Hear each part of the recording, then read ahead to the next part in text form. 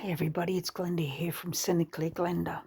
I'm going to continue with my trauma and how it affects you as a human being, depending on what sort of trauma you've dealt with and how long you've had to endure it. And trauma can be living through a war situation like those in Gaza, in Ukraine, in Iran, various African nations. It can be a crime committed against you, rape, robbery. If someone close to you is murdered or killed in some way, like a car accident or whatever. Sexual assault, physical assault.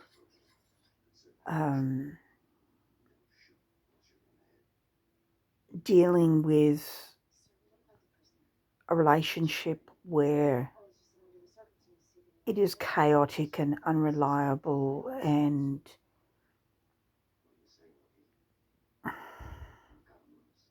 I'm trying to think of the word here. It's along those lines. You never feel safe, basically. When you are constantly under verbal abuse from someone, and I'm talking about relationships that can be romantic or familial or friendship.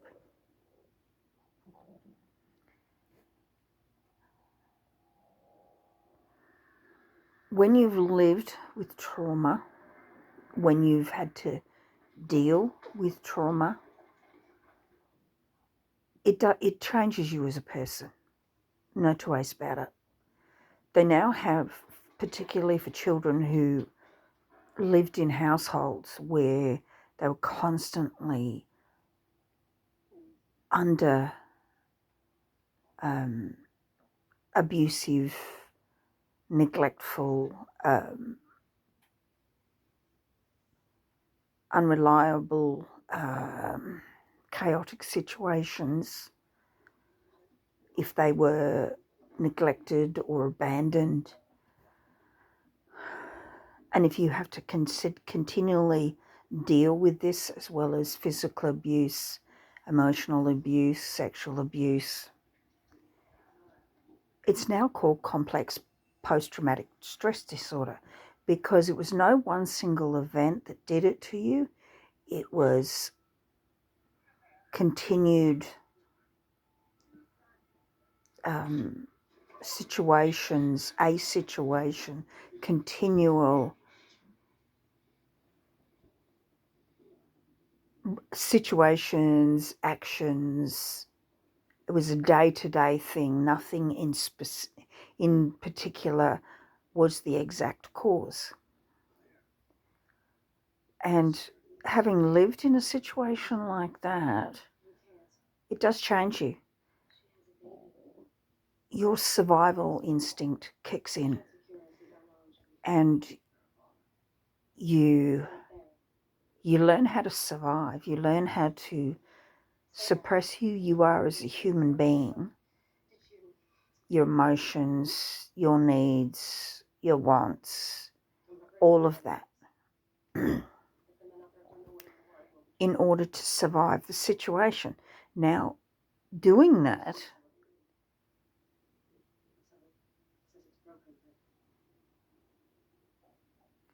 at the time was a coping skill, and it allowed you to survive. But when you try to apply those same coping mechanisms, those same survival skills out in the real world, it doesn't always work.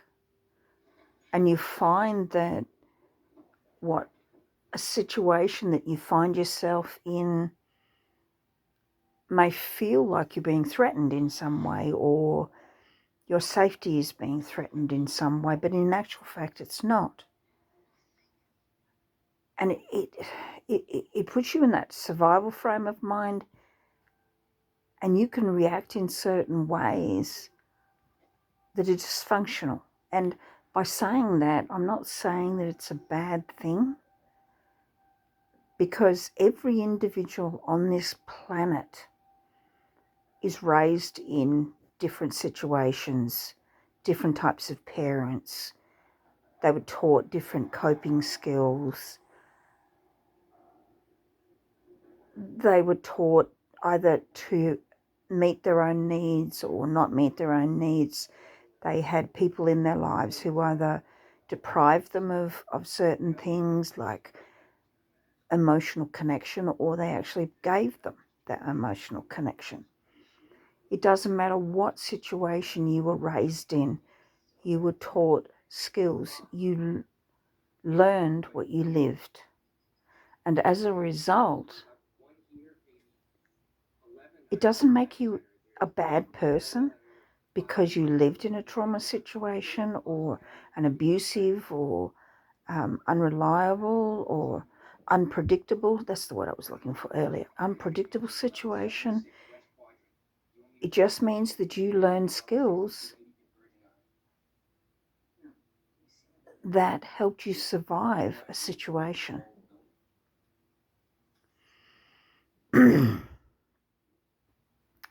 So there is no good or bad here.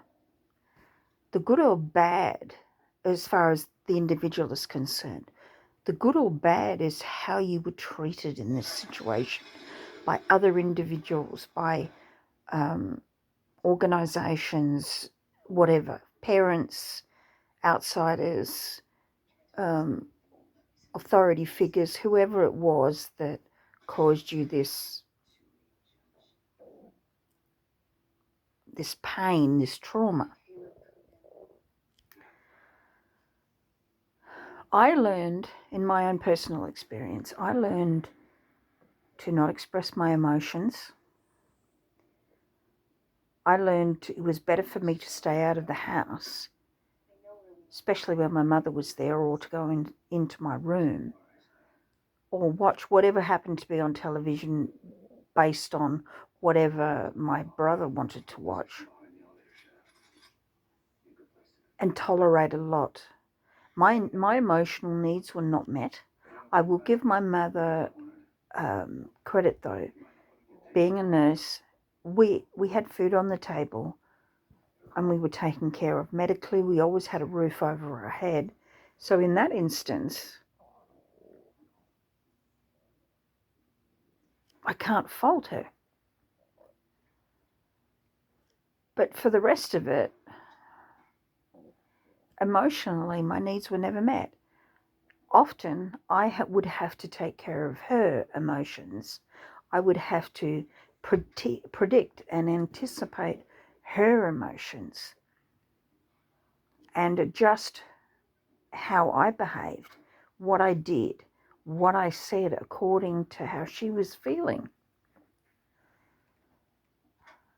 And the worst part about it is you never know how she's going to react.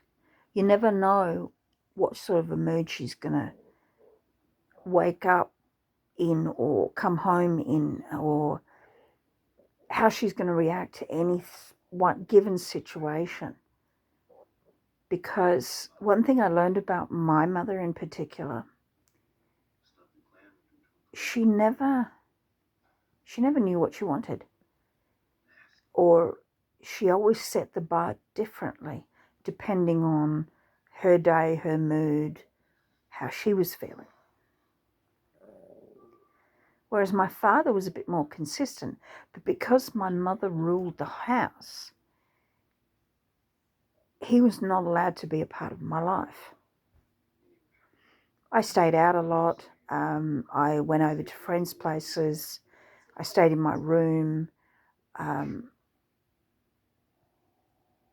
And this was in like the 60s and 70s when it was a lot safer and you could trust your friends' parents a lot better than you do now. And I found a safety and a sanctuary often in the homes of my friends, because I didn't have to worry about the moods of the adults, or if I was doing something, how that would affect them.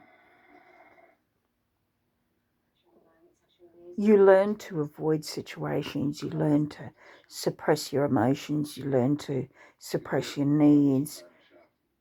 You become a people pleaser, you become the responsible one, the caretaker,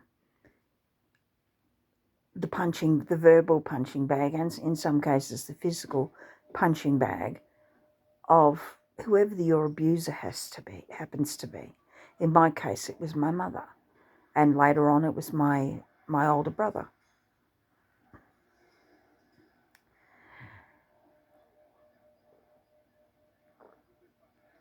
The coping skills I grew up with,